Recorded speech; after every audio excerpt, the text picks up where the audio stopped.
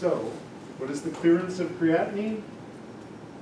1.1 mils per minute times the urine concentration divided by the plasma concentration in the same units. Becomes 100 mils per minute. Does that agree with those of you who actually went through that calculation?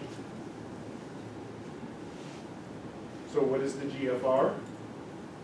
100 mils per minute in this patient, because the creatinine clearance is a measure of the GFR.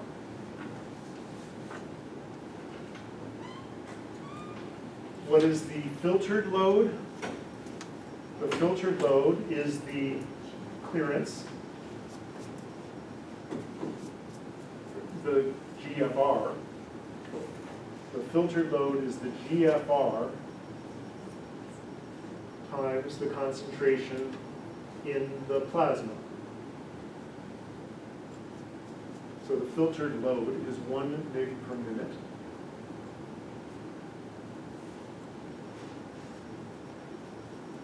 And the excreted load is the urine flow rate.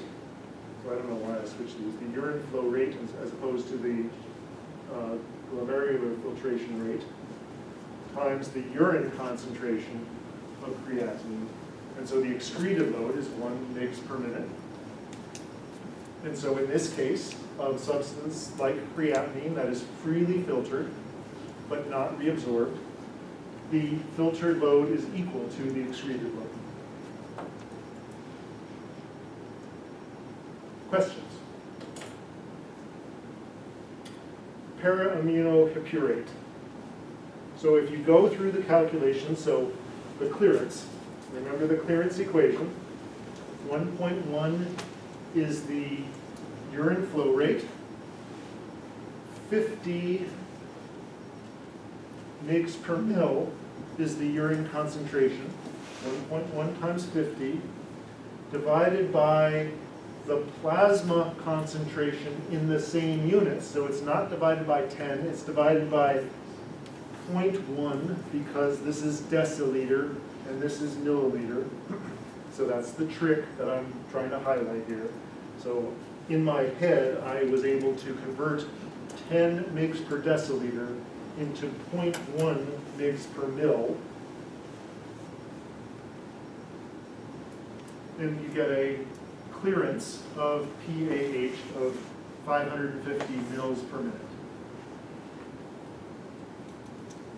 And this gives you an estimate of the plasma flow into the kidneys. Why is it different? It's because PAH is both filtered and secreted. Question, Kate? Is there a way to calculate GFR without, like when it's not equal, or is it, would you only ask if it was?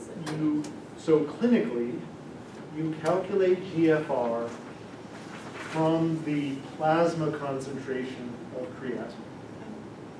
There are trick equations that you'll use in lab next week, in addition to this equation, to see how a clinician they would just plug it into an equation, and they would get a GFR from just the plasma creatinine. But you always have, you measure clearance by the clearance of, you measure GFR by the creatinine clearance. And the gold standard way to do it is to have both the plasma and the urine concentration. But typically, they do a shortcut, and they just measure the plasma concentration because they do a blood draw, and it's just part of the measurements that they make. And then they can plug that into some tricky equations to get GFR from the amount of creatinine.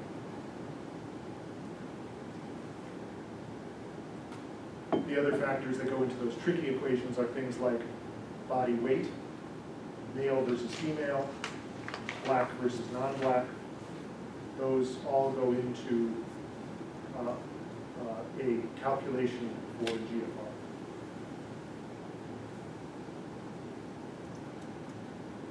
Other questions? We'll do this in lab next week.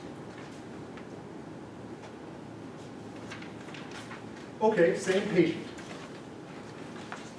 The serum plasma concentration of sodium. Remember that a milliequivalent of sodium is about a millimolar of sodium. I don't know, do you do equivalents in chemistry? So a milliequivalent is just, or an equivalent, is the concentration of charge.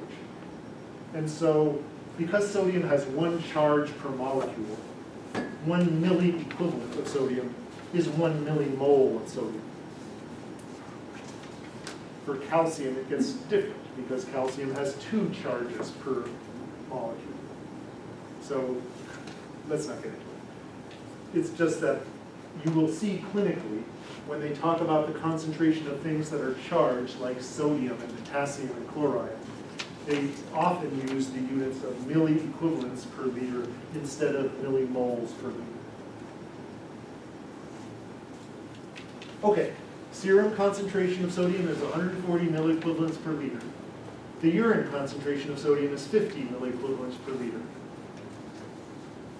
So calculate, it's the same patient, so that means that the GFR is this. This is the GFR. This is the sodium information. Calculate the clearance of sodium, the filtered load of sodium, and the excreted load of sodium.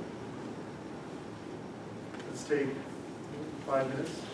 But go ahead and do that one, and also do the urea calculation.